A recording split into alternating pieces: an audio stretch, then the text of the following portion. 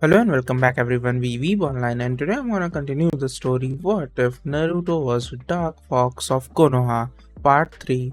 If you enjoyed this video, please give it a big thumbs up, and to watch more videos like this, subscribe to my channel and turn that bell notification on so you never miss an upload. Now wasting no more time, let's begin. The three genin had entered the academy and were walking up to the appropriate room when they came across something strange. There was a large group of people standing outside of a room being blocked off by two older-looking genin. The sign above the door said, 301, but to Naruto, Sasuke and Sakura. Something was quite obviously off.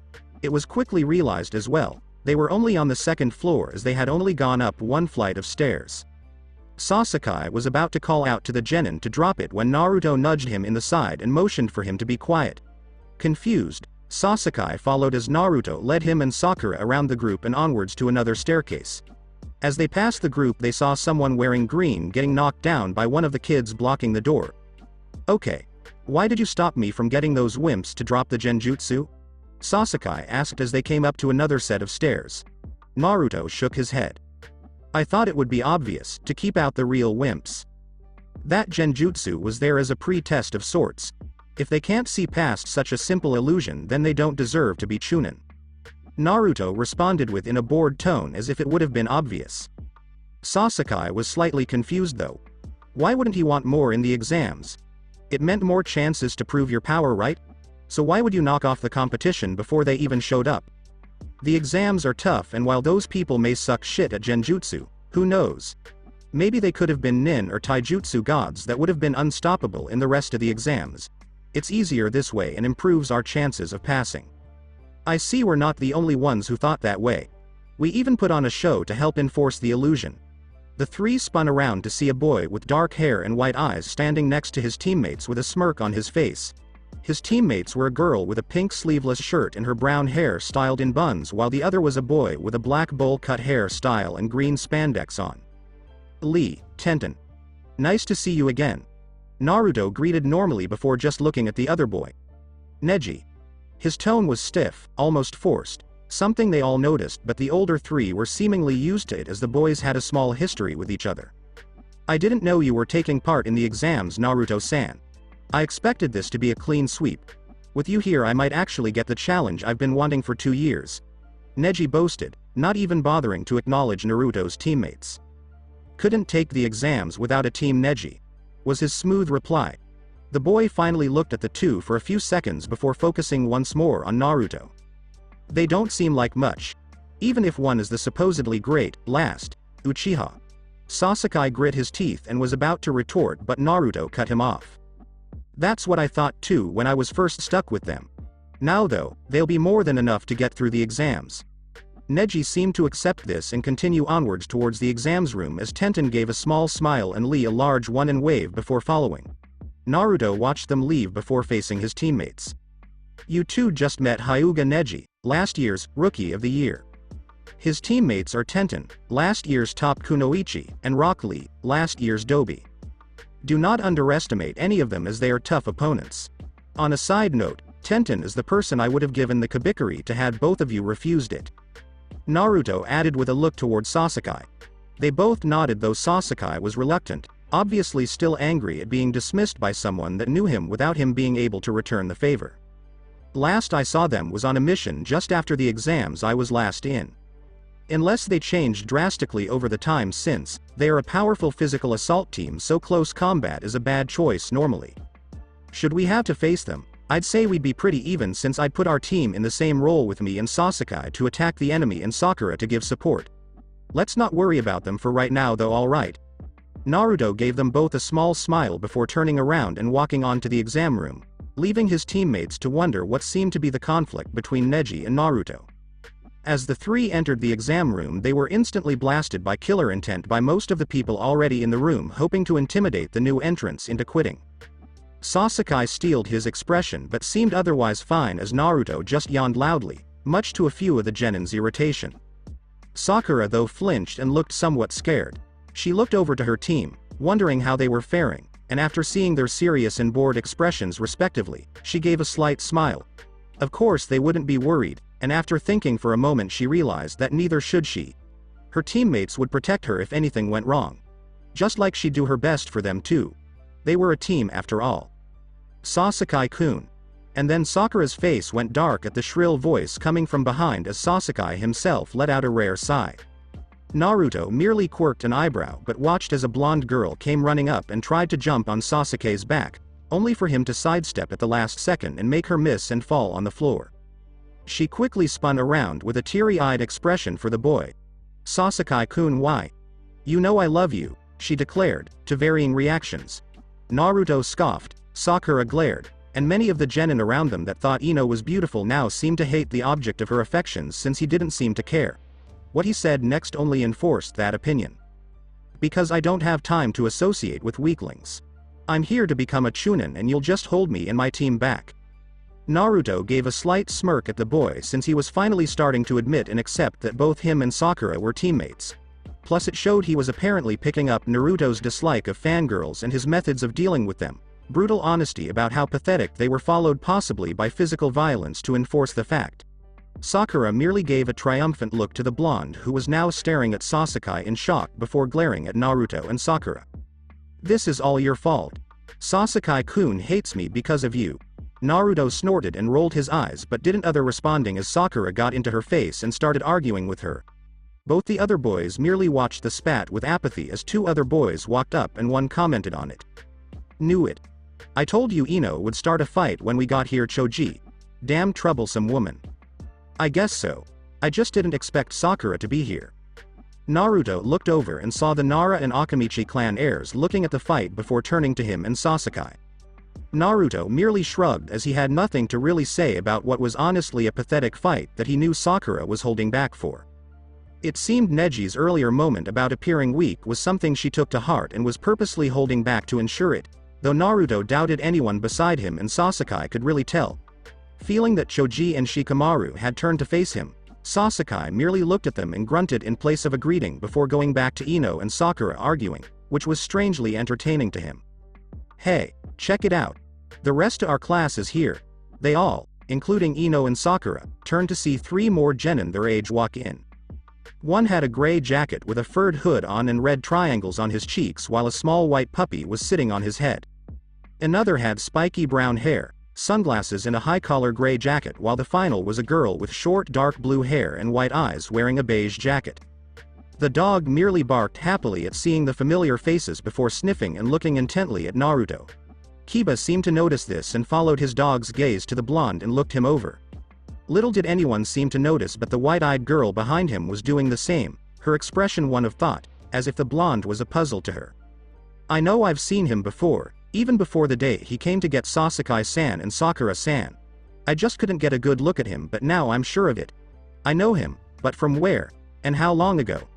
The girl thought as she quietly observed the blonde. Kiba though, his eyes settled on the gauntlet in recognition. That's the Kiba no Makai. How the hell does an outsider like you have it? You a thief?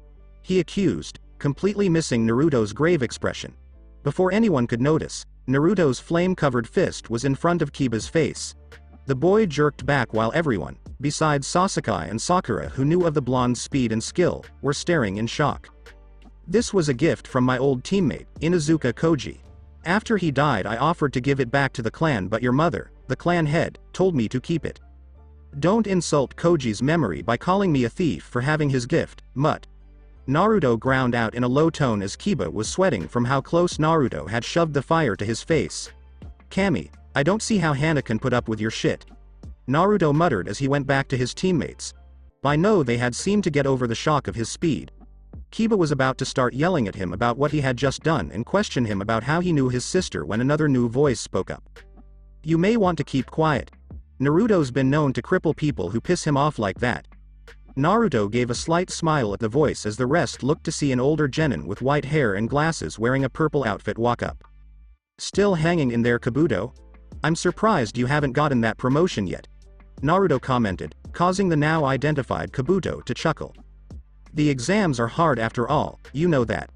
Naruto gave him a rueful smile as he knew it all too well. Kabuto, noticing the mood change, quickly switched the subject. So how have you been getting along with your new teammates? Uchiha Sasuke and Haruno Sakura, right? Both genin stared at how the boys seemed to know them already as Naruto shrugged. As good as can be expected, I guess. Say, do you still do that little info card thing like last time? Naruto suddenly asked, and in response Kabuto grinned and pulled out a stack of cards from his pouch. And I've gotten even more since then. I've got a bit on everybody here from you to the supposed proctors even. I hear we're getting someone from Konoha I&T for the first part. Naruto and surprisingly Ino both grimaced at that news as they knew some of the stories about people from there. Naruto though quickly shook his head though. Tell me everything you have on Sabaku no Gaara of Suna. I want to see how dangerous he is, and I'll even share a secret about him with you that I'm sure you don't know. Kabuto looked intrigued now but quickly shuffled through the cards before pulling out a blank card. With a small pulse of chakra the card lit up with statistics and a chart, as well as a small picture of the inquired genin. Sabaku no Gaara. Teammates are his older siblings Tamari and Kankuro, while his sensei is a jonin named Baki. Apparently they're also children of the Yondaime Kazekage. Since he's foreign I don't have much skill-wise, but as for missions, he's done plenty of D ranks, a few C ranks, and get this 2 Bs and an A rank. Rumors say he's returned from every single one without ever taking a single hit in his life. Kabuto read off as Naruto's expression steeled itself while he looked through the room for the redhead. He soon found him by his team leaning against the opposite wall grinning directly at him. So, Kabuto started to get Naruto's attention while also following his gaze to the Suna genin. What do you supposedly have to add to my card? He's a Jinchuriki. Kabuto paled and whirled back at Naruto to see his expression hadn't changed in the slightest. You're serious? Another one, here, now. Naruto simply nodded, which made Kabuto begin cursing to himself. As everyone else was wondering what the hell a Jinchuriki was, Kiba stepped forward to Kabuto. Tell me everything you know on this guy, he demanded while jabbing his thumb at Naruto. Said blonde didn't even turn to face him as Kabuto looked to see if his friend was okay with it. Go ahead Kabuto. Tell the mutt what he's trying to pick a fight with, he said before glancing at the boy from the corner of his eye. Akamaru, you may want to teach your pet some respect and restraint though before he bites off something that'll bite back. This made plenty of them surprised since they wondered how Naruto knew Akamaru and were beginning to wonder even more about the blonde, save for Kabuto who already knew his connection and relationship with the Inuzuka clan. Kabuto shuffled through his cards before pulling out another one, and with another burst of chakra it lit up like Gaara's had. Uzumaki Naruto. His current teammates are Uchiha Sasuke and Haruno Sakura. His previous ones were Inuzuka Koji and Sakuya. He graduated from the academy after only his second year, albeit as the dobi of the class but still skilled enough, and was placed with the Rookie of the Year and top kunoichi as is tradition. His sensei is Hitaki Kakashi. While Naruto didn't see much improvement during the first year and a half, after what has been dubbed the Chunin exam's greatest massacre where his old team was killed in front of him, Naruto's skill set exploded along with gaining an entry into the bingo book, being the first Konoha genin to ever do so and one of the youngest in the world as well. He has cage-level chakra reserves, skill with both Kaiten and Futon jutsus, impeccable taijutsu, is skilled with the weapons of his fallen teammates that he wields in memory to them, and is a Jinchuriki in his own right. The bingo book lists him as a B-rank shinobi with an approach with caution order for any B-rank or below ninja. As Kabuto listed off his stats, all the genin within hearing range were paling more and more while facing the blonde. Save for Sakura and Sasuke, who had figured that it was this Jinchuriki thing that made him and Gaara similar and were now trying to figure out just what a Jinchuriki was. At least until the smoke erupted at the front of the room and plenty of Chunin appeared along with one jonin wearing a black trench coat and bandana-style headband with scars all over his face. Alright maggots. All of you are to sit down and shut up. I own your asses for the next hour, and if you even think of talking back you fail and will be kicked out of my room ass first. He shouted as everyone stared. He gestured to a man next to him holding a box before speaking again. Come up here to get your seating arrangements for the test or get out. No questions, he shouted as everyone seemed to be rushing now to get their seats. As everyone sat down, Naruto took a moment to look around and see where everyone was located. Sakura was directly behind him 3 rows back, Sasuke was off to his right 5 rows back, his friend Kabuto had a spot 2 rows ahead of him to his right, while apparently he was next to some random kid from Taki he'd never seen before and Kiba's Hyuga teammate. Naruto also noted that the girl was studying him from the corner of her eye for some reason. Naruto didn't know and personally didn't care, as he suspected it was because she was trying to see just how a boy her age could be so dangerous. He was totally wrong, of course, but he didn't know that. Now that all of you maggots are seated, we can get started. My name is Morino Ibiki, and as I said, I own you for the next hour. What I say goes, and any arguing will disqualify you and your teammates instantly. So make sure you shut up and listen. Ibiki yelled with a flare of his killer intent to ensure they would listen. Most of the genin were scared shitless, but he noted with a hidden smirk that a few were staring at him with either determination or boredom. Now, the first test for you to pass is a written exam. However, the exam operates under different rules than you're likely used to, so listen up because I will not repeat myself. Rule 1. This exam is a reverse points test. This means you start with your perfect score of 10 points without even having the paper. For every question wrong, you lose 1 point. Get them all wrong and you fail. Rule 2. This is a team test. If one member fails, your entire team fails. Rule 3. Anybody caught cheating will instantly lose 2 points, so don't get caught, he shouted, instantly getting a few to narrow their eyes as they wondered what that last rule was about. Normally when caught cheating you would fail instantly, not just get a deduction. Many eyes also widened shortly after as they realized what Ibiki meant and his no-so-hidden advice for the test. The final question is special and will be given to you after 45 minutes. Now start. All around the room people began to look down at the papers they had been given as Ibiki had spoke. All of them also realized that it would take an intelligence higher than genin level in order to actually solve the problems legitimately. And so while a few quietly panicked, the rest started doing exactly what they had realized from Ibiki's talk: cheat without getting caught. Kiba had Akamaru scout out answers and then relay them to him. Shino was doing the same with his bugs, and both Neji and Hinata had their Byukugans blazing to see the answers as others used their own skills to cheat. These are way too hard for Sasuke-kun, and I wouldn't be sure, but perhaps Naruto too. I can do them, but they're gonna have a hard time, Sakura thought as she looked over the questions. She glanced out of the corner of her eye toward Sasuke, who was off behind her to her right, and saw his eyes were red and he was writing quickly.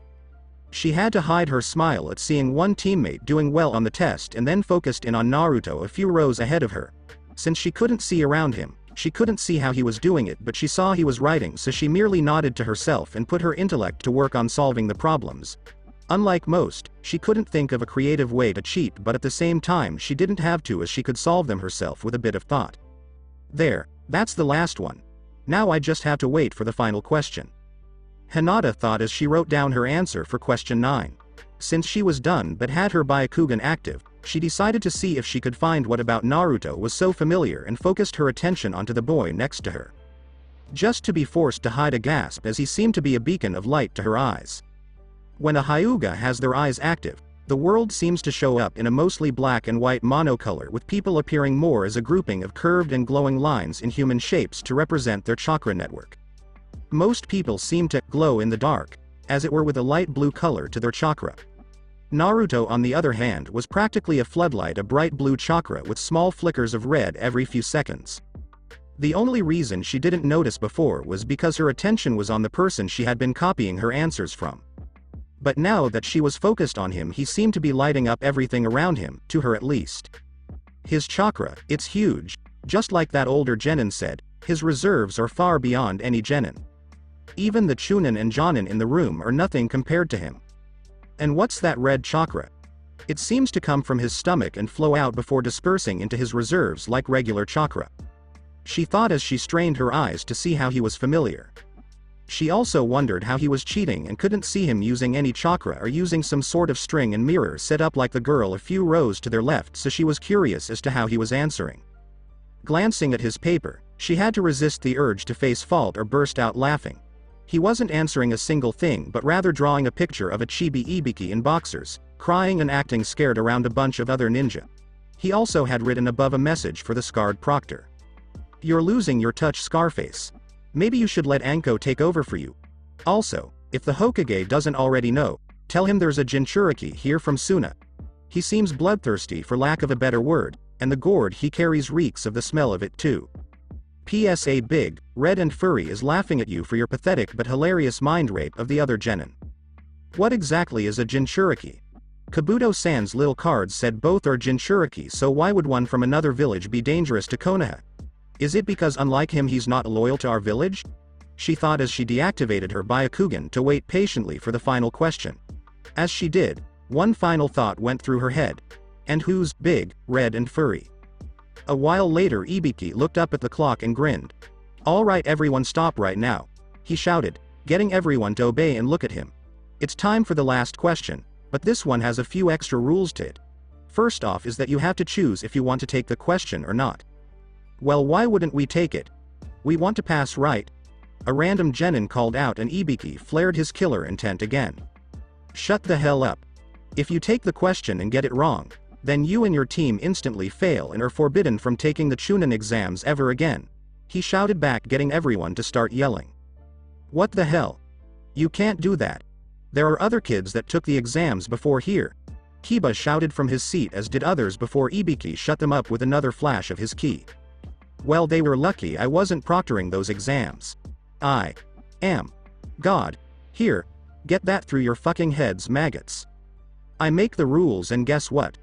The rules now say if you fuck up the 10th question then you're a genin forever. Now, for those who don't want to risk that, raise your hands so your numbers can be recorded. Then get out of my class and take your teammates with you. So what's it gonna be? Will you risk your career forever on a single question or not? He asked. Naruto was silently laughing in his head. He could hear that Kyuubi was as well even. Naruto knew Ibiki's threat was nothing more than a bluff. While he may have the power to ban a Konoha genin from the exams, not likely but possible since he is a jonin from their village, he had no authority over the genin from other villages once they left that room. He even said it himself, he was God here. Everywhere else though he's just a jonin from Konoha and can't tell any foreign genin what to do on his best days since he isn't part of their village.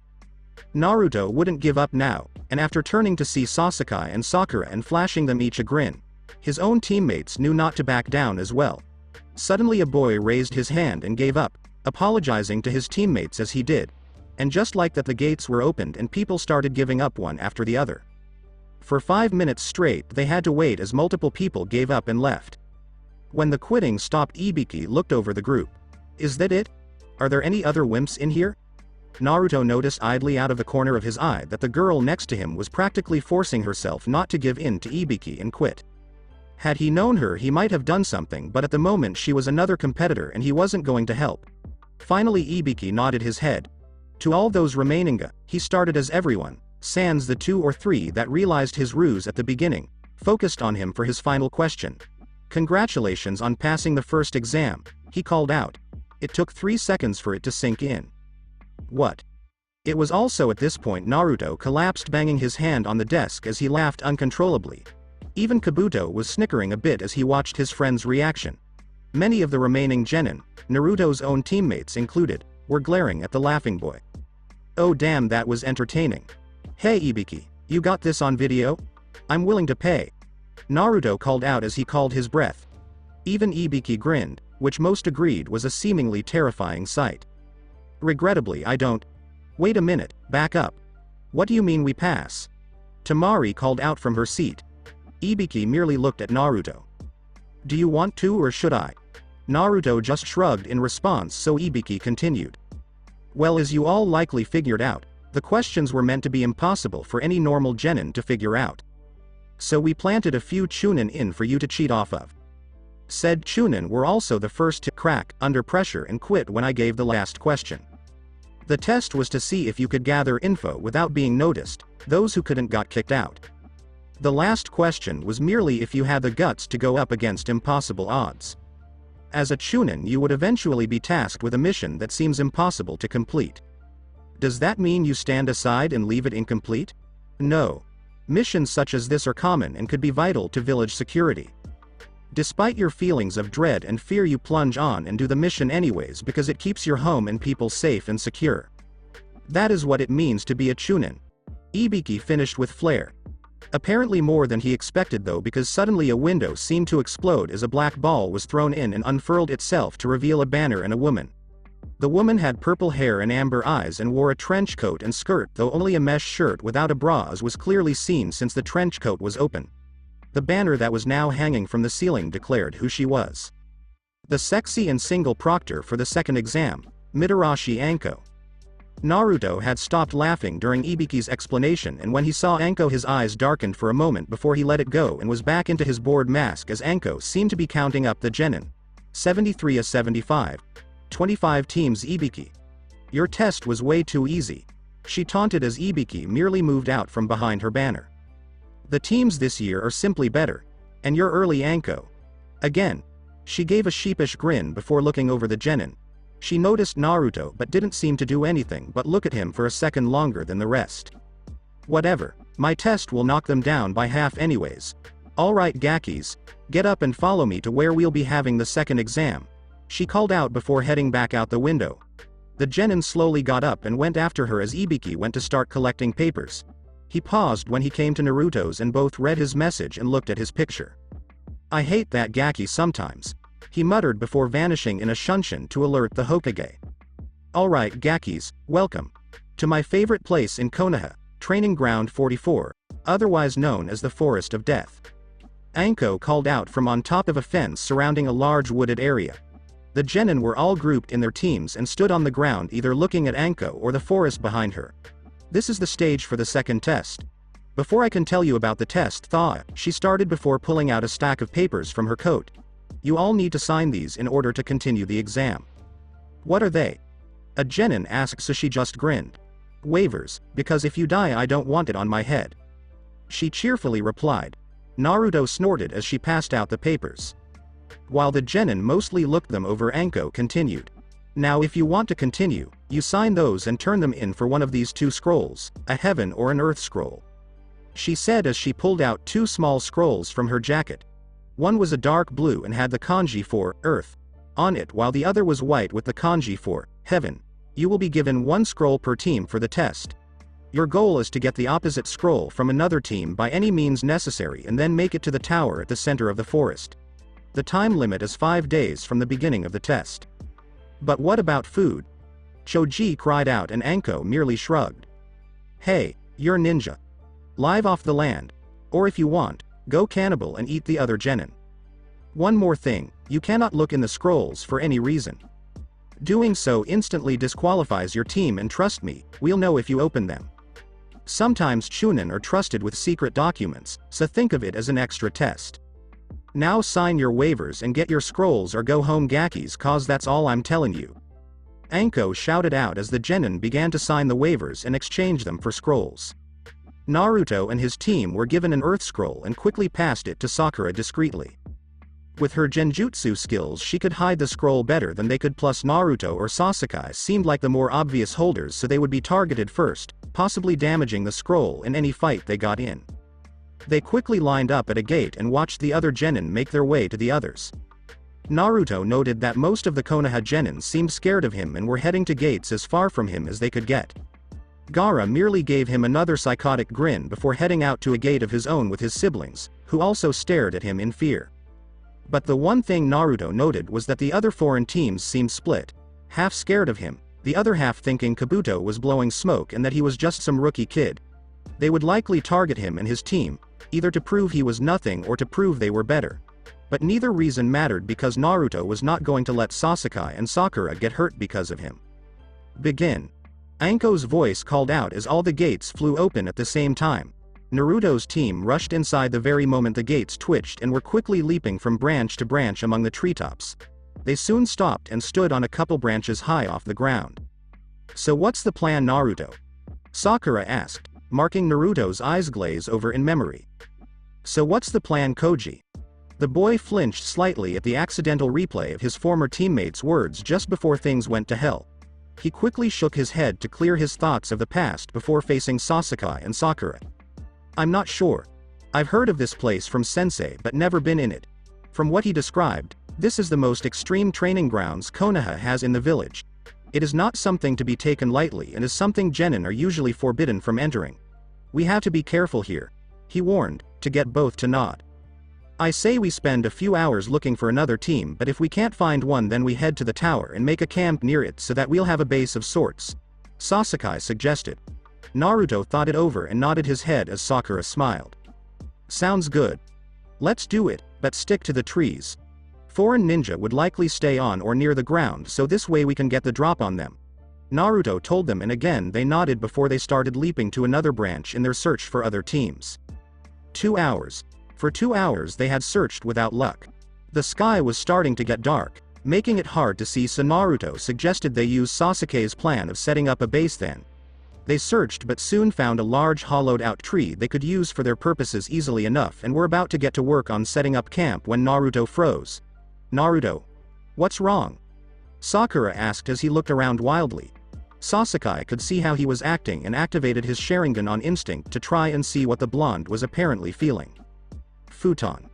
Daitopa," Naruto called out as he whipped through seals and shot a large blast of wind to the group's right. Just as he did, another large blast of wind seemed to come out of the trees and collide with it.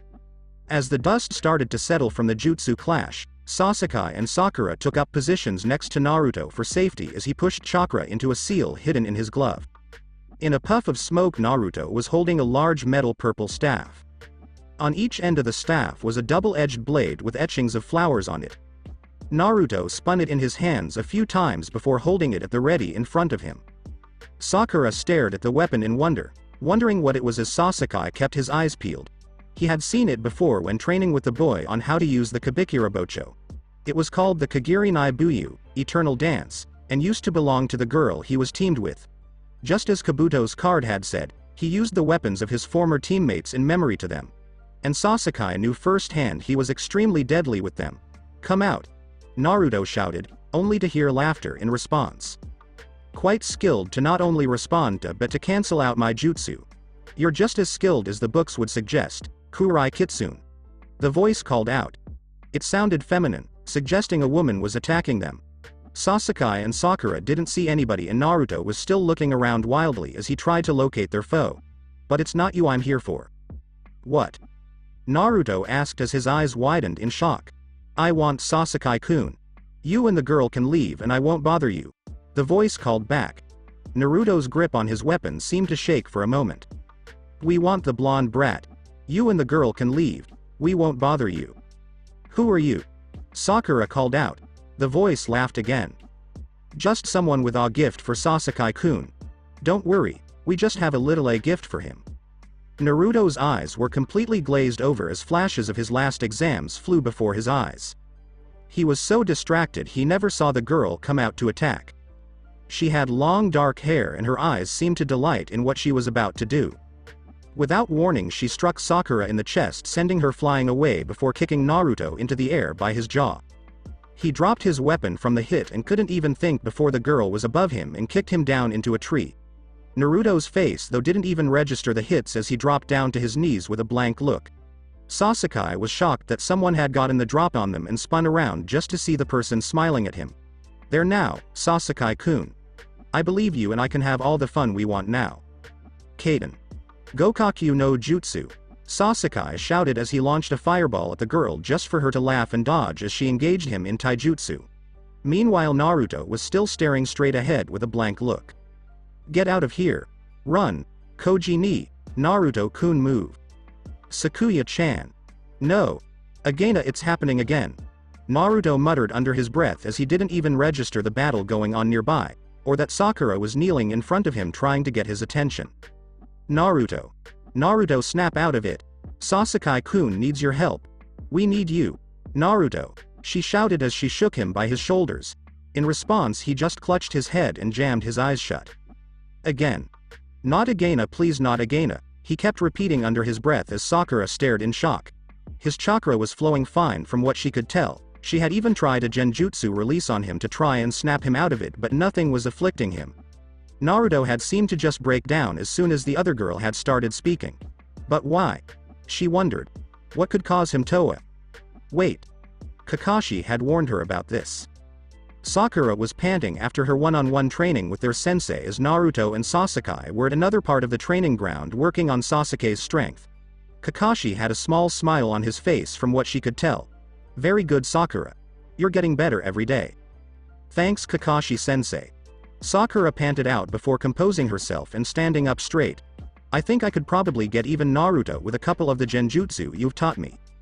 "Maybe, but I suggest you don't. He has enough nightmares as it is." Huh? Sakura asked before shaking her head. Oh right, his old team.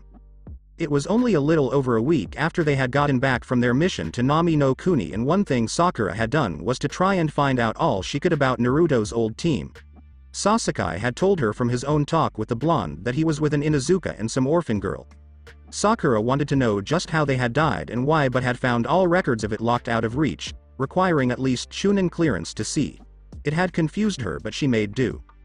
That's mostly it. The other is that he suffers flashbacks at times, Kakashi said with a nod at Sakura's mentioning of his old students. Flashbacks. Sometimes experienced or traumatized people, especially in our line of work, would be hit with memories of their dark moments from the smallest of things that are familiar to the event they end up reliving. I've dealt with them myself a couple times, but eventually got used to them and they stopped. Naruto, though, hasn't. He hides it well, but there are still things that can get him to freeze up as his mind goes back to their deaths and replays them over and over for him. Kakashi explained. That's why I ask you not to use a genjutsu on him. He has enough nightmares as it is. Snap out of it. Sakura screamed in Naruto's face, but the boy seemingly didn't hear her as he just kept muttering, "Not Agan," under his breath. Since Sakura didn't know how to get his mind back on track, she turned around to see Sasuke barely holding the girl off with a kunai as she was simply smiling and dancing around his attacks as if it was a game. With one final glance at Naruto, Sakura steeled her emotions and rushed in to help Sasuke. Naruto still clutched his head, unaware of the world around him. All he knew were the last moments of his brother and of the girl he loved. Kakashi told his genin, who were exhausted from team training, "That's enough for today." About 18 months ago, he was put in charge of them, and he couldn't be happier with how they're doing. Koji had gotten so good at his clan's style of jutsu so quickly that people were calling him a prodigy and trying to figure out how to make him heir, even though the clan already had an heir and heiress set up for the job. His Kairi Ninken had grown, too. She used to be small enough to fit on his head, but now she was about as big as a small child. Not big enough to ride yet, but getting there. Kakashi thought it would happen in a few more months. He had also taken the Kiba no Makai, a gauntlet that his father had been very proud of. It was mostly made for the Inuzuka taijutsu, with clawed fingers that worked well with their fast swipes. It also had seals on it so that fire could be used to add a little chakra to the attacks. Amazing things could be done with the gauntlet if you had a natural affinity for fire. Koji had inherited his father's nature type, so he gave it to his son. Sakuya had become both more beautiful and more skilled. She had grown out her hair and put on more weight. She had also gotten so good at reading people's muscles that she could tell if someone was lying just by looking at their face and could almost tell if someone was going to attack just by watching them. It really helped her fighting style, which was based on a special double-sided naginata she had made for herself and called Kagiri Nai Buyu. Her style was based on making quick cuts and strikes and moving gracefully into an opponent's weak spots and blind spots. It was a perfect fit for her because she knew how to read her muscles and was naturally flexible. And, depending on how you look at it, Naruto had changed the most or the least. On the one hand, his teammates had told him to stop wearing so much orange. The boy no longer wore an orange and blue jumpsuit. Instead, he wore an orange shirt, a dark blue windbreaker, and dark blue pants. He was also wearing orange gloves, which made people look at his hands. Even though they got him to stop wearing so much of the color, he still loved it. 4 months after becoming his student, Kakashi taught Naruto Kage Bunshin no Jutsu, which he liked. He had taken so long because, in addition to teaching Koji and Sakuya, he, Koji, and Sakuya had to work together to get Naruto out of his terrible basics and make him good at more than just traps and head-on attacks, even though he wasn't very good at those things to begin with. Once he was good at the basics and better than most graduates, Kakashi taught him jutsu and told him all its pros and cons. He started using Kage Bunshin right away to learn more about the basics and fill in the obvious gaps in his other studies. Even though Naruto had only one combat jutsu and was still the same hyperactive, overactive knucklehead he was when he graduated, his skills had definitely gotten better. Naruto whined, "Finally, Kakashi-sensei. I thought we'd be stuck doing this stuff forever." He also hadn't changed from the way he was as a child. Naruto was upset about an exercise his sensei made him do. He had to run laps on water while wearing weights. It might not seem like much to a jonin or even a chunin, but it was a lot of work for genin. In the case of Koji and Sakuya, at least. Naruto had a biju in his stomach, which gave him almost infinite energy. He was bored, not tired. So, What do we do now, sensei? Calm down, Chibi. Sakuya and I aren't stamina freaks like you, damn it. Koji yelled as he took off the weights from where he was slouched on the ground. Sakuya just nodded to show that she agreed and then took the weights off herself. Naruto just laughed and sheepishly rubbed his head. Sorry Koji ni, Sakuya-chan. Naruto apologized. Koji and Naruto became close during the time they were on the same team. Naruto looked up to his older teammate like he was a brother, and this feeling only got stronger when Koji's father wanted to meet his son's team and invited Naruto and Sakuya to the Inuzuka compound. The man liked Naruto right away because of how active he was. He cared so much for him that he said he would watch over him as if he were his own son, and he did the same for Sakuya.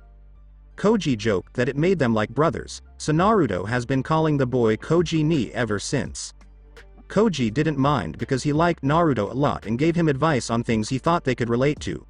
Usually, these were life lessons that Koji's father had taught him that Naruto couldn't get from anyone else because he was an orphan. Most of the time, though, they just wasted time and played around with Kairi and maybe Sakuya in the park. Koji was happy to have a friend with whom he could have fun outside of ninja work. Naruto, on the other hand, was just happy to have a friend. Sakuya said, "Don't worry, Naruto-kun. We know you're just bored because we haven't had a real mission in a few weeks." As Naruto and Koji got closer, Sakuya started taking care of both of them herself. She ended up being their den mother most of the time, but she didn't mind in the least. When Naruto started calling her Chan, she called him Kun in response. Even though they were both orphans and didn't know why or remember when it started, they didn't care because they cared a lot for each other. Even though Naruto sometimes had the Hokage and Sakuya sometimes had other orphans, they seemed to get along because they both knew what it was like to have to work hard for everything in life. Naruto had feelings for Sakuya, but he hadn't told anyone yet. Koji knew because he heard him say it a few times when they were together. He teased him about it, but he promised not to tell her. He also said that, if he hadn't found out that Naruto liked their female teammate, he would have eventually asked her out to see if there was anything more to it. Koji wasn't the type to pursue a girl who liked his friend, so if Sakuya didn't come to him first, he'd leave her for Naruto. Now, he was just trying to figure out how to get the boy to tell him about his old crush. Neither Naruto nor Sakuya knew for sure if Sakuya knew how Naruto felt. Kakashi told his students, "Well, that's because I've been preparing you for a really hard mission that's coming up soon." The three people looked at him, hoping to find out more, but he just gave them an eye smile. "Come back here tomorrow at the usual time, and I'll tell you everything," he said. The three of them switched from hopeful to mocking looks as he disappeared in a shunshin. "Shall we trick Sensei tomorrow?" Sakuya asked. She got a bark, a yes, and a shout of "damn straight," in response to her question. So she gave herself a nod and looked at her teammates. "So, why don't we plan how to kill him over lunch?" "Ah, Kakashi, you're late again," the Hokage said as the Jonin walked into a room full of waiting Jonin. Kakashi looked like he was going to explain what he had done, but Sarutobi stopped him. "Don't bother, I think we've all heard enough of your tall tales," Kakashi said. He looked disappointed, but he took his place in line before the Hokage cleared his throat and started. "Ahem, now that all of our Jonin sensei are here, I can say that it's time for the Chunin exams. As you all know, we hold these exams every 6 months to promote peace between villages and show off our potential strength. This time, the exams will be held in Iwagakure." This was met with murmurings about the village that both hated them and despised them. "Since we aren't allies with Iwa, we can only send a few teams to their exams, just like they can to ours. We also have to be on our guard at all times, because all they need is a reason to get rid of us and declare war, so I'm only letting 3 teams go and no genin with less than a year of experience can enter." Guy stood next to Kakashi and asked, "So, Kakashi, will you let your students take these tests for young people?" Hokage-sama has told them how much time they need. Guy kept his promise to Kakashi and signed up to be a sensei for the new generation. He was put on his own team just a few weeks ago. When the one-eyed man found out, he quietly asked for an apology and hoped to never see the genin again because he didn't know what they would try to do to him if they found out he accidentally let the strange man loose on them. Was Kakashi's answer, and this time it wasn't because he was too busy reading a little orange book. Instead, he was thinking about whether or not to send his team. On the one hand, Koji, Sakuya, and Naruto are all ready for Chunin rank. Koji is already well on his way to becoming a special Jonin. Sakuya is not only good at fighting, but she can also follow orders well and make good decisions when she needs to be a leader. Naruto, with his chakra and use of Kage Bunshin, can be a one-man army as long as he is led by a commander who knows where he can do the most good. Plus, when he has a problem, he really thinks outside the box, so I can see him getting his team out of a few bad situations. All three could easily become Chunin. But on the other hand, Iwa. When they see me, they'll probably go after them to try to hurt the famous copy ninja. Plus, I'm sure Iwa's genin will try to kill as many Konoha ninja as they can, so they'll probably face more trouble than usual just because of that. Can they handle all of that pressure, or should they wait another 6 months? As Kakashi thought about what to do, most of the other senseis decided not to let their students take the exams. A brown-haired Jonin with glasses said, I, Akabawa Hodo, nominate my genin Yakushi Kabuto, Akado Yoroi, and Tsurugi Masumi for the Chunin exams in Iwa. He did this as he stepped forward. Kakashi nodded to himself and took a step forward as Sarutobi nodded to show that he was okay with being chosen. I, Hitaki Kakashi, nominate my genin, Inuzuka Koji, Uzumaki Naruto, and Sakuya, for the Chunin exams in Iwa. Sarutobi stared at him for a moment before nodding to accept the other team and looking over his other Jonin. I'll let one more team join, Hiruzen said as Kakashi moved back. Does anyone want their team to try out for a promotion? He asked. When no one spoke up, he let out a small sigh. Alright then, all of you are dismissed. Kakashi, Hodo. Prepare your teams to leave in a week for Iwagakure. The trip should take you another week, which would give you a day or two to rest and ready them for the exams. I will send a messenger bird to the Tsuchikage so they know that Konoha shall be participating. He explained as the two senseis grabbed the forms their students would need to compete and left with the other Jonins. The old Hokage took out his pipe, put some tobacco in it, and lit it, then wrote down the paperwork that would let them enter the enemy village without fighting. Hey, Naruto-kun, isn't it your birthday soon? Sakuya asked as they left Ichiraku's house after lunch. Even though ramen wasn't their favorite food, the older genin quickly figured out that Naruto wasn't allowed in other restaurants. He didn't know why, and no one would tell them, so they ate more at the ramen stand or brought their own lunches. So it didn't bother them. Koji would sometimes invite them to his house for food. Naruto said, yeah, in a couple of weeks. Naruto's 10th birthday was without a doubt the best day of his life.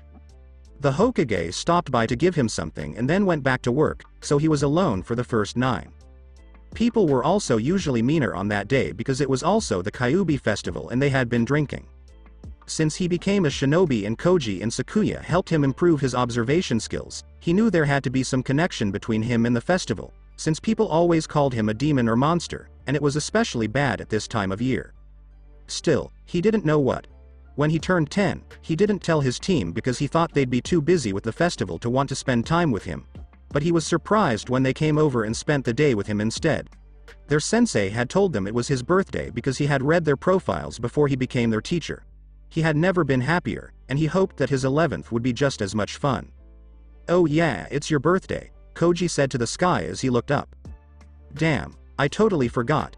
I'll have to get you something good. Do you want me to bring a bottle of 2-san sake like last year? He asked with a smile. In addition to a gift and a party, Koji brought a bottle of his father's favorite drink to Naruto's apartment last year. He said that they were adults because they were ninjas, so it was fine for them to drink. So, he wanted to share his first drink with his teammates, and a birthday party seemed like a good time to do it. Kakashi was there and said it was fine, but they had to be careful with it. He also said that even if they had a hangover the next day, they would still have to train. Koji was a lightweight, and he passed out after only a couple cups. Sakuya, on the other hand, became very attached to her, Chibi-kun, after a few cups, and Naruto seemed to be able to hold his liquor like a pro. Naruto was pretty sure that he started adding "chan" to Sakuya's name around that time. Like you could drink more than a sip anyway. Naruto shot back with a grin as Koji took a swing at his head, which he avoided. It was one of the few things Naruto had over Koji, so whenever Koji talked about the drink or the party, Naruto would bring it up. Sakuya just shrugged. She liked the drink, and she didn't remember much about what happened after they started drinking, except that she almost killed Naruto by squeezing him before falling asleep on his couch. Besides, didn't you get enough at your party last month? Naruto asked. knowing that Koji's birthday had just passed. Even though only Kakashi, Sakuya, and he weren't from the clan, the party at the Inuzuka home was fun. He also noticed that a few of the older Inuzuka were staring at him the whole time, but surprisingly there were not that many of them. Most of the Inuzuka didn't seem to be mad at him for some reason, which Naruto thought made them better than they were before. Hey, sake tastes good, and Two-san said I could have a drink every now and then as long as I didn't drink too much. That's why I save it for parties and stuff. Also, if I tried hard enough, I could probably convince him to let me bring you a bottle as his gift, if you want. Why ask, if you're just going to bring a bottle anyway, Koji? Sakuya made fun of him as she gently tapped him on the shoulder.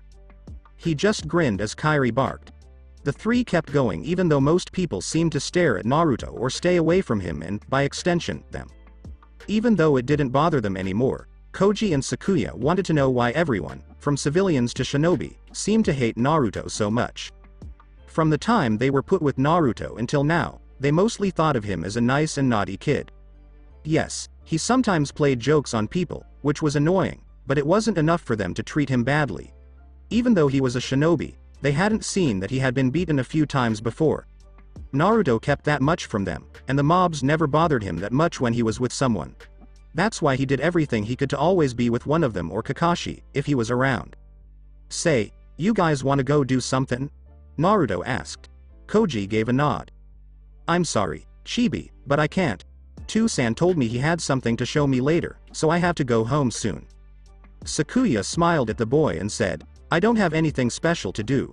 As they walked toward the Inuzuka compound to spend more time with Koji before he had to leave, Naruto smiled at her. Naruto liked his friends a lot. Itching powder balloons and blunted kunai aimed at my junk. Did I really deserve that, guys? Kakashi asked as he looked at the three genin, whose emotions ranged from anger to indifference. As soon as he arrived at training 3 hours later than usual, he knew something was wrong. Dark brown balloons filled with white powder and a few blunted kunai were about to hit him in the face, but a quick switch with a shadow clone saved him. His poor clone, on the other hand, had made a high-pitched squeal before disappearing, which made the real Kakashi shiver as he walked out a second time. Koji gave him a shrug in response to his question, while Sakuya glared at him for being late again, especially since he had promised them an important mission, and Naruto sat down next to Kairi and cried because his best trap yet had failed to catch the real Kakashi. The dog licked the boy's face to make him feel better. Kakashi waited for a moment, but when no one really answered, he just sighed and pulled out 3 sheets of paper. Okay, team. Here's something you need to sign if you want to go on that important mission I told you about. The 3 took the papers and looked at the top, where it said, Chunin exam entrance forms. He told them with a smile, if you 3 want to get promoted, this will be your most important mission so far. They were shocked because they didn't think he'd give them a chance to move up. The Chunin exams.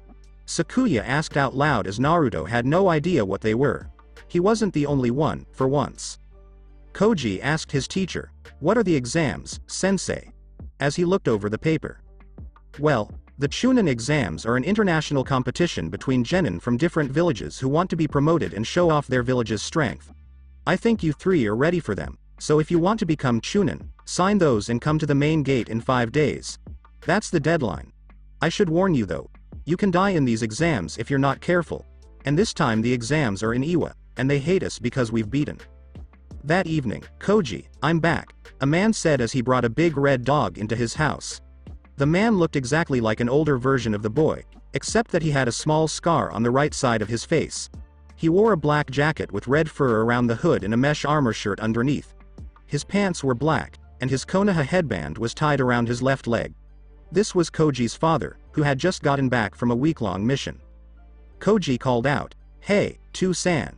As he came out of his room to greet his father, he smiled and patted the dog on the head when it made a small growl. He then looked back at his father and said, Hi to you, Haim. As the man took off his jacket, he asked, Do you have a minute, Two-san? I kind of need some advice. He looked down at his son for a moment before shrugging and walking to the living room. What you need, Sochi? And where's your mother? He asked as he sat down in a big chair and relaxed. Koji just sat down next to him. She's off with her friends, but since she's a civilian, she can't help me with this. His father nodded. He was one of the few Inuzuka who didn't go and find a shinobi wife, but instead fell in love with a civilian woman. It was strange, but it had happened before. Since Koji didn't tell her about his problem, she knew it was related to his job as a ninja. Since she couldn't help him much, she told him to talk to his father and wished him luck. "Well, Koji, what seems to be the problem?" "You know I'll help in any way I can," his dad said. Koji smiled at him and got a smile back before telling him what he wanted to say. "Okay, you know how good I am, right?" the man said with a chuckle and a nod. The man nodded again. "And you know how strong Sakuya and Chibi are, right?" The man raised an eyebrow when Koji asked, "Well, do you think we're ready for the next level? Kakashi-sensei nominated us for the Chunin exams in Iwa, and I want you to tell me if you think we're ready or not." The man's eyes widened for a moment before he closed them and leaned back in his chair to think. Kairi came out of his room and started a quiet conversation with him in the corner. Koji stood there and didn't say anything.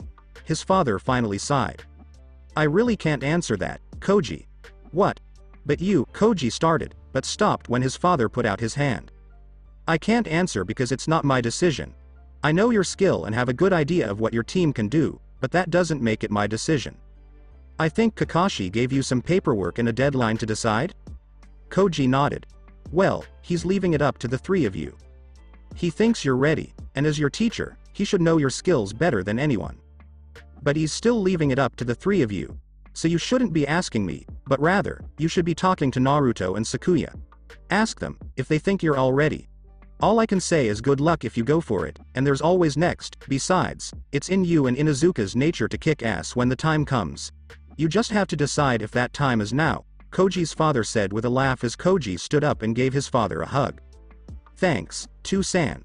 I think I'll go talk to Sakuya and Chibi." "You do that," he said with a nod and a smile. "I'm going to wait for your mother and then have a nice night with her." Koji just shook his head and went to see his teammates.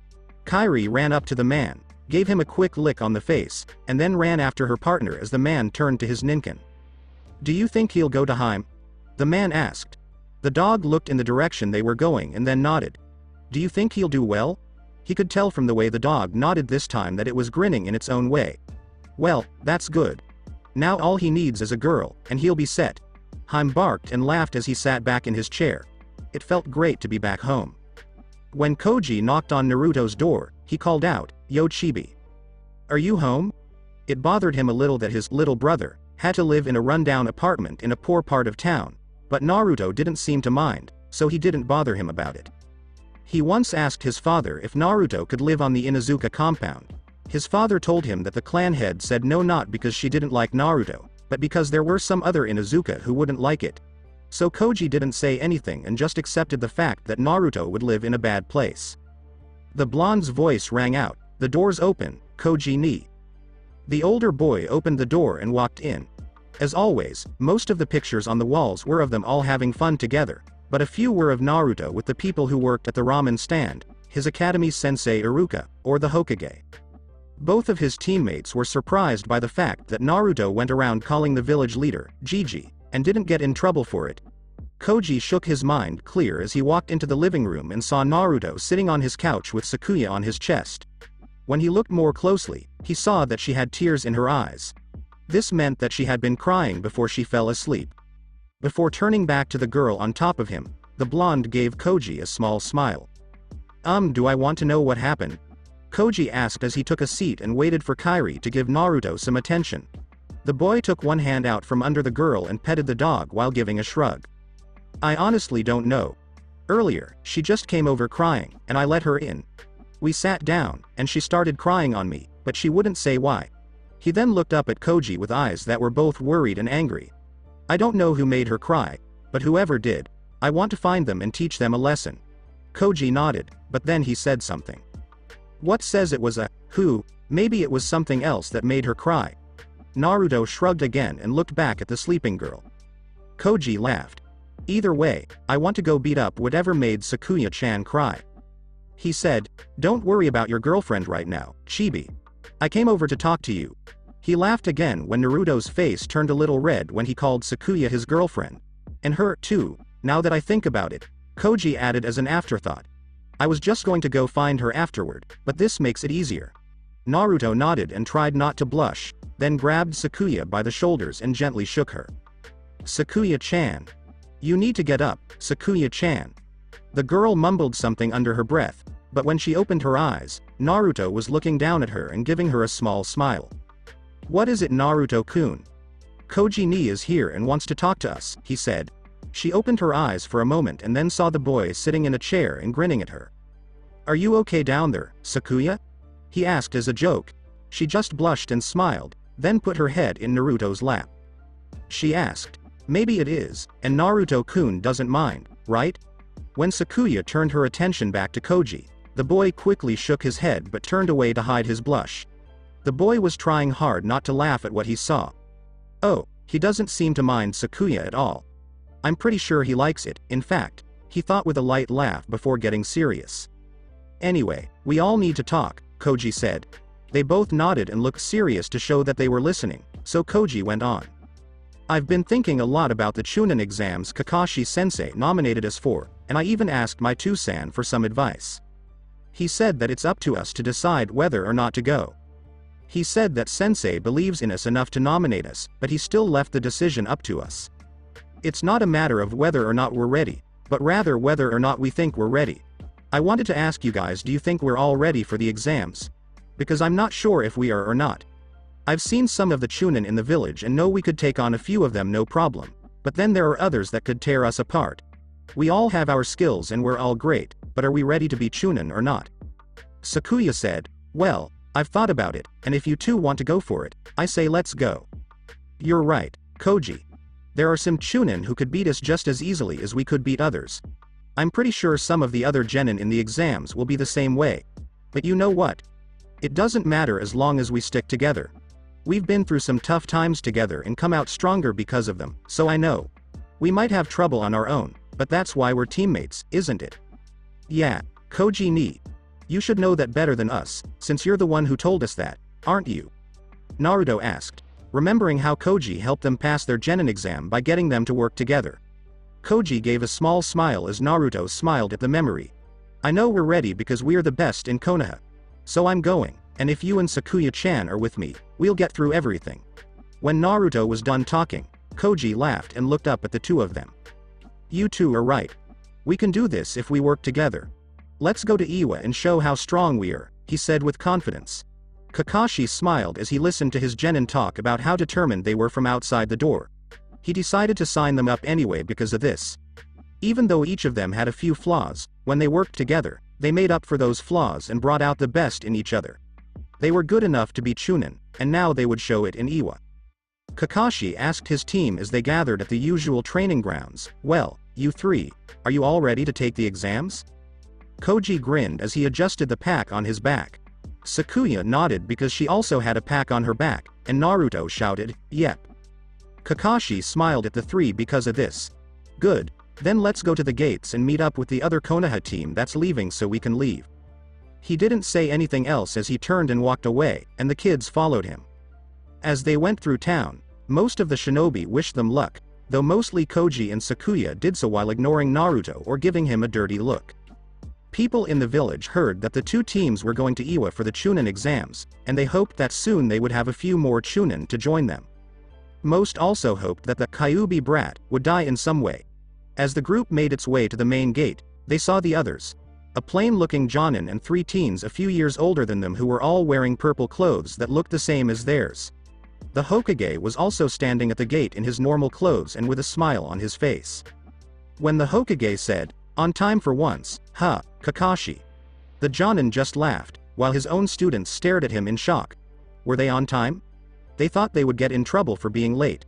Kakashi laughed sheepishly when he saw how his genin were acting. I'm not really that bad, am I? Yes, yelled the three students and any passing ninja who knew the man and his habits. This made the man slump down and start mumbling something he didn't understand. Now, to the 6 genin who are going to the exams, Sarutobi began, clearing his throat to get their attention. As he smiled, everyone younger than him looked up to him. Your senseis have chosen you 6 to take the Chunin exams. You will be tested and pushed to your limits in a foreign country for the chance to move up to the next level. But remember, you are representing Konohagakure no Sato of Hai no Kuni. You are shinobi of the village and should act like it. Do your best, work together and protect each other, and show what KNS is all about. As soon as the Hokage was done, all of the genin looked at him with nothing but pure determination in their eyes. The old man gave them one last smile and nod before disappearing in a shunshin, probably to go back to the paperwork he had left behind. The two jonin looked at each other, then gave each other a nod and walked away. Okay, teams, let's go, Kakashi said as the six looked around the village one last time before leaving. Naruto, Koji, and Sakuya all had the same thought. They were leaving as genin, but when they came back they would be the next legends of Konoha. As they set up camp for the night, one of the older genin asked, "So, what are your names?"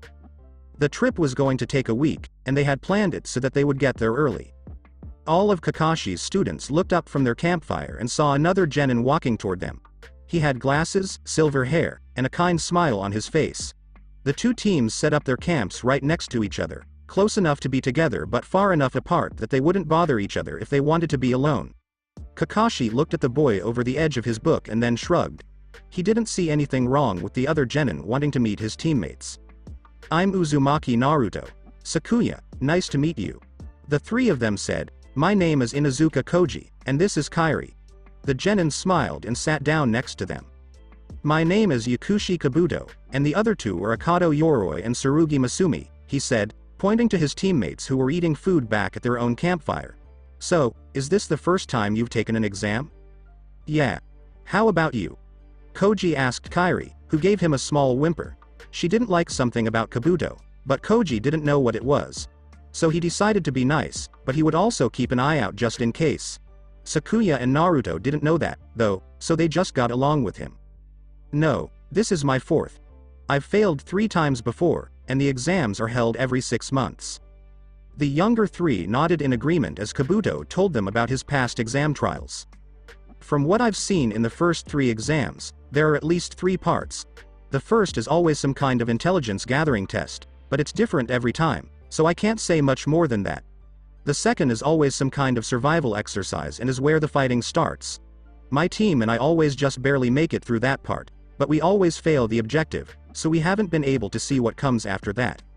"Wow, so why do you keep taking the test then?" asked Sakuya. She liked that he was helping, but she didn't understand why the boy would keep going when he and his team kept failing tests. They were good at gathering information because they always passed the first test, but their practical skills needed more work, so why come back after only a few months when they could wait a year or 2 and train themselves to a higher level? "Well, we figure that if we fail, we can use the exams as an extra hard training session. If we fail and survive, that just means we have another chance to get stronger and try again. If we succeed, then we know our training has paid off, so as long as Sensei is willing to nominate us, we won't let him down and back out of the challenge. So what if our lives are on the line? As shinobi, that's kind of in the job description." "What's your name?" "Kabuto," said the older boy as he looked down at the youngest boy and offered him a hand. Naruto kept talking while he smiled. "Why don't we try to work together? If we both make it through the first part, why not work together to finish the second part, huh? Teams from Konoha have to stick together, right?" Kabuto looked at Sakuya and Koji, who were smiling and nodding in agreement with their seniors. So Kabuto gave the boy a smile and shook his hand. "Thanks a lot, Naruto." "No problem." Koji asked, "So, what can you and your teammates do, so we know what we're working with?" Kabuto smiled a little, but then he pointed to the other two. "Yoroi and Masumi each use a different style of taijutsu, and I stay back to help. I'm also learning medical ninjutsu so I can patch us up until a real doctor can look at us. How about you guys?" Kabuto asked, and they just nodded. It was only fair to give him the basics since they had given him theirs. "Well, I use the taijutsu of my clan with Kairi here," Koji said as he gave his ninkin a pat on the head. Sakuya said, "I'm a close-range fighter, and this is a special weapon of mine." Naruto said, "I'm good at traps, but I like fighting close up with Koji-ni and Sakuya-chan." Before he smiled, all Kabuto did was look thoughtful. "It looks like we're both best at close-range attacks, right?" Kabuto said as the younger three grinned. "That should be easy to work with, and with a trap expert and a medic, we could fall back to rest and heal if something bad happened. Well, it was nice talking to you. I'll go tell my teammates about our alliance and then have dinner." As Kabuto got up and went back to the other genin, they called out, "You too." As he read his book, all Kakashi did was smile. He saw that they were already thinking like Chunin.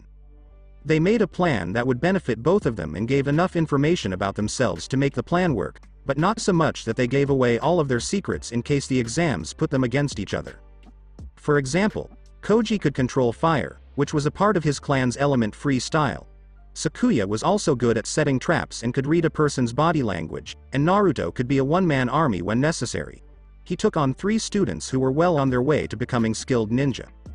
Yoroi asked Kabuto, who had just come back, "So, what are they like?" The teen gave him a quick glance before pulling out 3 cards and putting chakra into them to look up the younger genin's stats. Cautious but willing to listen to their senpai. They only gave me a little bit of what I already have here, but I don't think the Inuzuka's dog trusts me. Its eyes never left me, as if it thought I was going to attack, Kabuto said as he looked at the cards. His sensei gave him the information because Orochimaru told him to. When the snake Sanin found out that Kakashi's students were taking part, he told Kabuto to get to know them and gain their trust.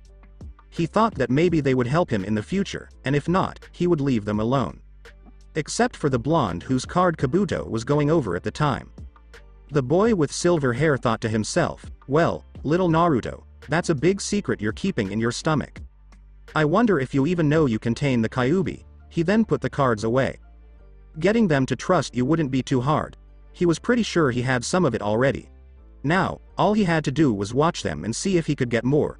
And if they were good at what they did, Orochimaru might let him ask them to join his plans. After all, the Sanin needed more soldiers for his plans, and he would need even more when he started building that village next year. Soon, the nations would be afraid of Otto, and the sound of Konoha being destroyed would make this happen. "Halt. Show your papers, Konoha ninja," shouted a man in a red outfit with a tan vest as he and 3 others took up defensive positions at the entrance to a large village. All of the genin stopped when Kakashi walked toward them, put his hand in his pocket, and slowly took out a scroll. One of the Iwa ninja jerked his head to tell one of the others to approach the scroll and look at it. When he was done looking at it, he gave it to the captain. "They're real Taicho. These are the 2 teams that Tsuchikage-sama knew about," the man said. Then he nodded and told his men to get down and go back to their posts. He gave the scroll back to Kakashi and moved out of the way. "Your hotel is on the right side of the main street, about a block away from the Tsuchikage's building. The academy is just a 5-minute walk to the right of that building, marked by a large bronze, earth, kanji for your genin. You are free to explore the village, but if even one of you causes the slightest bit of trouble, you will all be removed from Iwa by force." The man said this as he gritted his teeth as the other Jonin led his own genin in. Kakashi nodded and waved for his team to follow. The Iwa men all looked at Kakashi with hate in their eyes until they saw Naruto. They were stunned for a moment, but before they could say anything, they were already in the village and on their way to their hotel. "Did you see that little person near Hitaki? Yeah, he looked just like Ia, but there's no way, right? I mean, by now, everyone would have heard." Unless he's been kept a secret, they continued to talk about Naruto even after the Konoha ninja had left the room. Iwa was a pretty big village, though not as big as Konoha. Most of the buildings were low to the ground and had flat roofs, so it was easy for shinobi to move from one side of the village to the other. It was also easier for the Iwa Anbu to reach their goals. Kakashi saw a few and told his students about them. "Ah, see. They're watching us. But don't worry, all foreign ninja will be treated the same. I bet they're just waiting for us to do something bad so they can kick us out," Koji said as Kakashi laughed. "Yeah, well, can you really blame them? Konoha is their biggest enemy. It must be so painful to see the enemy right in front of you but not be able to touch them. I'm pretty sure it's worse for me since I'm a big face from the last war." "What face?" Sakuya asked, trying to lighten the mood. "You can't see much of it because you're covering it up." Everyone laughed at the joke, so it sort of worked. In reality, though, Sakuya and Koji were a little scared by the locals' stares and masked threats to kill them. When they first looked at them, they were interested, but when they saw the Konoha symbol, they became angry. The older people gave most of their money to Kakashi, but the kids still got a good amount. What did puzzle them, though, was that some of them seemed to have little heart attacks when they saw Naruto. What could cause that to happen? As they walked, Sakuya stole a look at the blonde and saw that, even though he was looking at everyone, he seemed more at ease in the dangerous environment than they were. She could even tell who was giving him some of the looks. Most of these are just like back home. It seems like they want us to die right where we are. Naruto-kun, is it really that bad where you live? she thought as she turned around to face forward again. Did Naruto always have to deal with these kinds of looks? She didn't know and hoped the answer was no. Kakashi shouted, "Well, here we are." To get Sakuya to stop thinking to herself. They were standing in front of a simple building that wasn't fancy or shabby. When Konoha walked in, it was easy to feel the tension in the room. Kakashi didn't care and walked up to the receptionist, who was trying hard to keep a smile on her face. "Excuse me, miss, but we need 3 rooms and we're told we could stay here." "Why yes. Tsuchikage-sama already set up 2 for you. If you want a 3rd, you'll have to pay for it yourself." Kakashi looked back at the other Jonin and saw him nod, so he gave the girl an eye smile. "That's fine. Let's have a 3rd, please," she said, of course, took his money, and then gave him 3 keys. "The rooms are down the hall, and the keys have numbers on them. Have a nice stay." "Thank you." As soon as Kakashi and the others started walking down the hall, her smile disappeared and was replaced by a glare at their backs as they left. Smile for all the customers' asses, she just wanted to kick them out. "Okay, team. I'll be staying with the other Jonin, but each of you will have your own room. Here are the keys, and you can relax. You could go out and explore the village, but I don't think that's a good idea, so I'd suggest just staying in your rooms and planning what you can for the exams. We got here early, so we have time. Tomorrow can be used to relax, but the day after you all go to the academy. Do you remember what the— Okay, then. Have fun. I'm going to take a nap," he said, and then he went to the room he and his colleague had rented out and left them alone. Before Naruto smiled, the 2 teams nervously looked at each other. "Well, I guess we'll just relax in the room since the village hates us. See you tomorrow." Naruto grabbed the key from Koji and walked into their room as Kabuto and Koji laughed at his energy. Sakuya shook her head, but she followed him anyway, while Kabuto's teammates just rolled their eyes. "Right. Well, see you guys at the test," Koji muttered as he and Kairi went inside. Kabuto got rid of his amused expression and gave a nod to his teammates. They didn't want to waste the time they had to spy on Iwa for Orochimaru by going to sleep. Koji asked as he shut the door, "So, where are we going to sleep?" It was a simple room with 2 beds, a bathroom, and a dresser for long-term guests.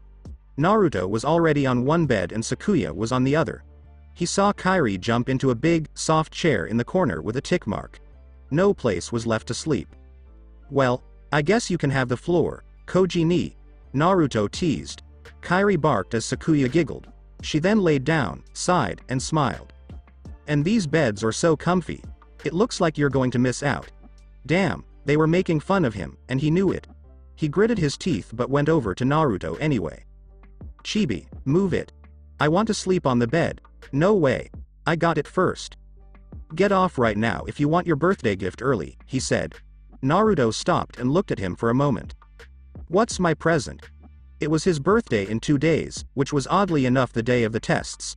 When they got back to Konoha, they planned to have a big party to celebrate both the promotions they hoped to get and the blonde's birthday. "Let me have the bed, and you can have it." Naruto paused for a moment before getting up, but he made sure to keep Koji away from the bed and other furniture. But Koji just smiled. "Really want your gift, huh? Here you go." He quickly unbuckled the gauntlet on his left arm and dropped it into Naruto's waiting hands before jumping over him and onto the bed. "Wait, you're Kiba no Makai? Really?" Both Naruto and Sakuya were shocked by this. "But this is part of how you fight and stuff, and you said it was a clan treasure." "So?" Koji asked with a smile as he laid back on the bed. "Before we left, I asked Tu-san what I could get you since I couldn't think of anything good. He told me to give you that since you don't have any elemental techniques." Sakuya asked, "But don't you need it for your jutsu?" She was still surprised that he gave Naruto a clan treasure that he himself had used. "Not since I learned how to do this," Koji said as he snapped his fingers with a small amount of chakra. Before he cut the chakra and let it go, a small fire erupted over his fingers. Naruto put the gauntlet on his left arm and looked at it for a moment before giving a small bow to Koji. "I mastered elemental manipulation, so I can make fire without outside help now. To be honest, I was only keeping the gauntlet to boost my fire, but I think Chibi could put it to better use now that he won't be limited to clones and traps." "Thank you so much, Koji ni," she said. Koji laughed and ruffled his hair while grinning. "Don't worry about it. Just take care of it, and when you're too big for it, give it back to the clan or to your kids, whichever comes first." Naruto gave a small blushing look to Sakuya. glad she was behind him and couldn't see his face, while Koji kept his smile up at the sight. Okay, that's nice and all, but where will Naruto-kun sleep now? Sakuya asked as she lay back down on her bed. Naruto went over to Kairi's chair and gave her a pat on the head. Kairi, could I have that chair? He asked. The dog licked his hand, but then shook her head no, she already felt at ease. Oh no, now it's my turn to talk, said Sakuya with a sigh. Koji laughed, since the situation had changed. Naruto-kun, please come over here. Huh. Come over here. The boy was curious, but he did what he was told and walked over to the bed. Sakuya just sighed at how confused he seemed before she grabbed him and pulled him down onto the bed next to her. Naruto was confused for a moment before he figured out what she meant and sat back with a big blush on his face. Koji was trying hard not to laugh out loud from his bed. Sakuya-chan? Oh, just go to sleep, Naruto-kun. It's not like it's a bad thing to share a bed with a friend. True, but the situation was different when one person had feelings for the other, not that he would say that. As Sakuya held Naruto down next to her, he couldn't even look at her. She had seen him blush, but she thought it was because he was embarrassed or nervous about sharing a bed with a girl. When he slowly nodded his head, she let go and turned over to go to sleep herself. Koji was laughing quietly while Naruto was still red-faced. Sakuya was also glad that she had turned to her side and turned her back on them. This made it easier for her to hide the small blush she had started to get. Sakuya had started to like the blonde, but neither of her teammates knew about it. At first, it was just two orphans who became friends and helped each other out when they could. Over time, though, it grew to include more kids. Even though he was an orphan like her, she found out that he had it worse at the orphanage before the Hokage gave him a pension and an apartment. She never found out why or how bad things were for him, but she promised to help him stay happy, which just meant spending time with the boy. At first, she didn't want to date him because he was 2 years younger than her and she wanted to date someone closer to her own age. But the more she thought about him, the more she liked him. She finally accepted that she liked her junior teammate when he saved her from an enemy mercenary during their last C-rank mission before the exams. She wasn't sure how he felt, but she still wanted to tell him how she felt. She just couldn't think of a good time. At least until she remembered it was almost his birthday. She planned to tell Naruto she loved him after the party, when Koji and Kakashi would be gone. She knew that being with Naruto was more important to him than any gift he could get. Then their sensei surprised them with the Chunin exams, which put her plans on hold. But she thought she could still do something nice for the boy before she told him. Sharing a bed wasn't ideal, but it was better than sleeping on the floor. Though she was slightly sorry about it now. He was right next to her and almost seemed to be giving off heat. She didn't know what it was about Naruto, but he had always been very kind, and just talking to him would make people happy.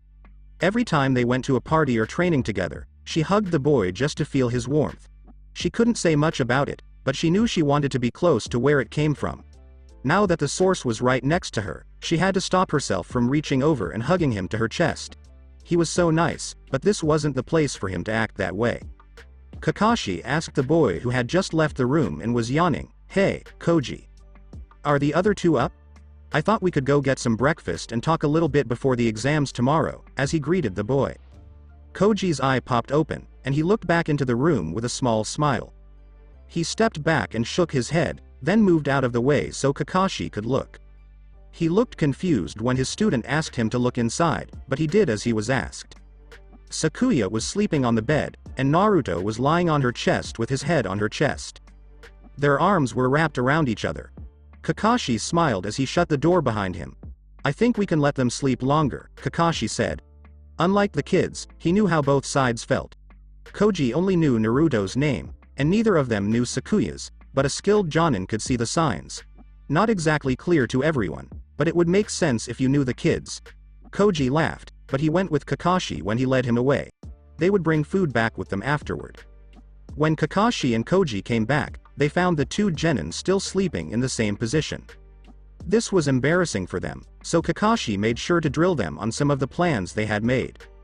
He couldn't help them with the test because he didn't know much more than they did, but he didn't think that was important. They were ready. All they had to do was make sure they felt ready and went in ready.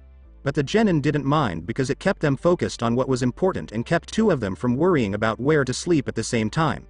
Even so, Kakashi couldn't help but make a joke as he left the room. I hope you don't get too tired before your test tomorrow. Sensei. Koji was rolling around on the floor and laughing so hard that his sides hurt. Even after the pillows were thrown at his face, people still laughed. Koji stood in front of the Iwa Academy with Naruto to his left, Kairi and Sakuya to his right, and asked, "Alright, you two ready?" Kairi barked and nuzzled his hand, while Sakuya smiled and Naruto just put his hands behind his head. "You know it, Koji-ni, we've got this one in the bag." "Hey.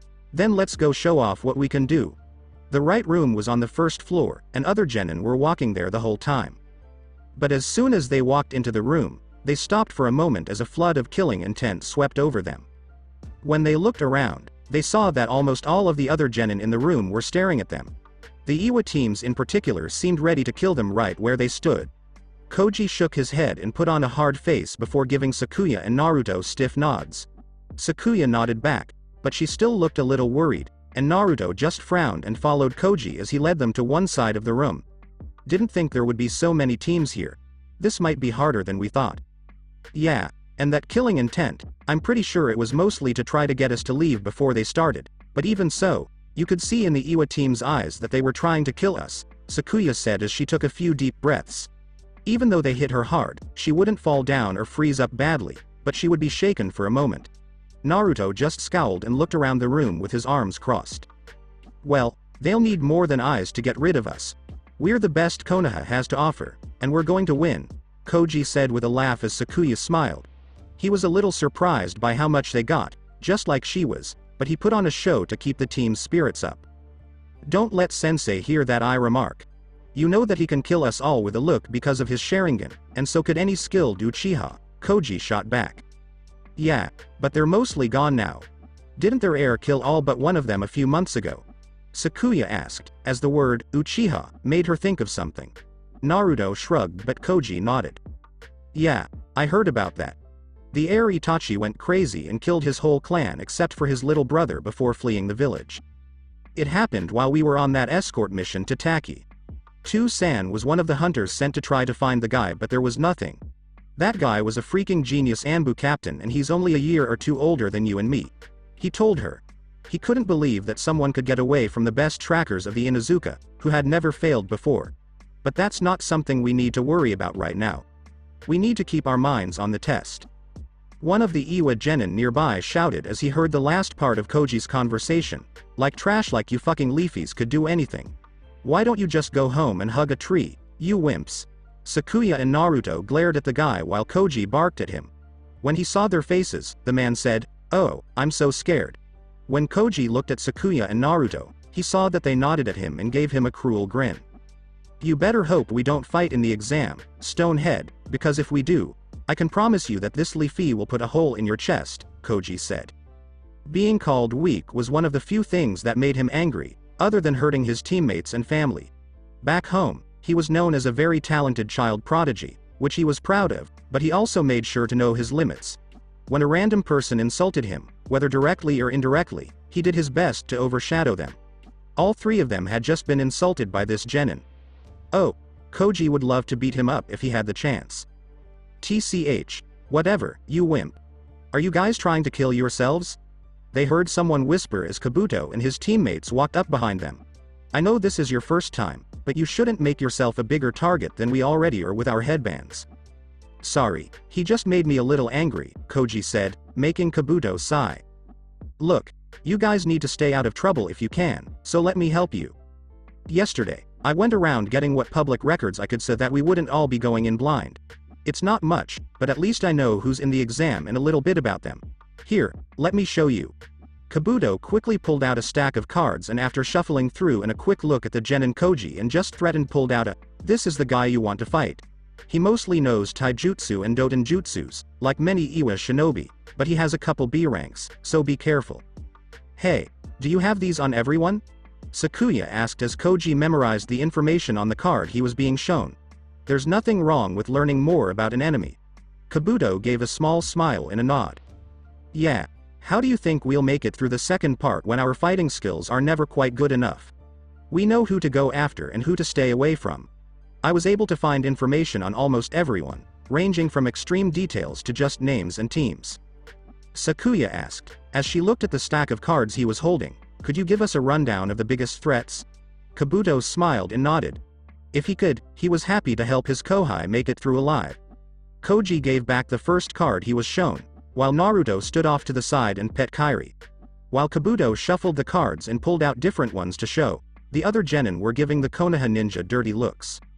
Look at those fucking tree huggers acting like they own the place. Yeah, well, when the time comes, we'll show them. Absolutely, but I think we need to say something extra special. Huh. Take a look at the person who is petting the dog and tell me who that is. What the fuck are you? No way. That's what Oto-sama thought when he saw them walking to the hotel where they're staying. He followed them, though, and is damn sure about it. His sensei is Hataki, the Senko's last surviving student. There's no way that's a coincidence. So, what are we going to do? Tell the other Iwa teams that we're going to hunt midgets when the fighting starts. Got it. Alright, thanks for the info, Kabuto. Sakuya had the best memory of the three of them, so she was the one who tried to remember as much as she could about the other competitors. Kabuto was happy to help, and all he asked was that they meet up as soon as possible in the exams so they could finish them together.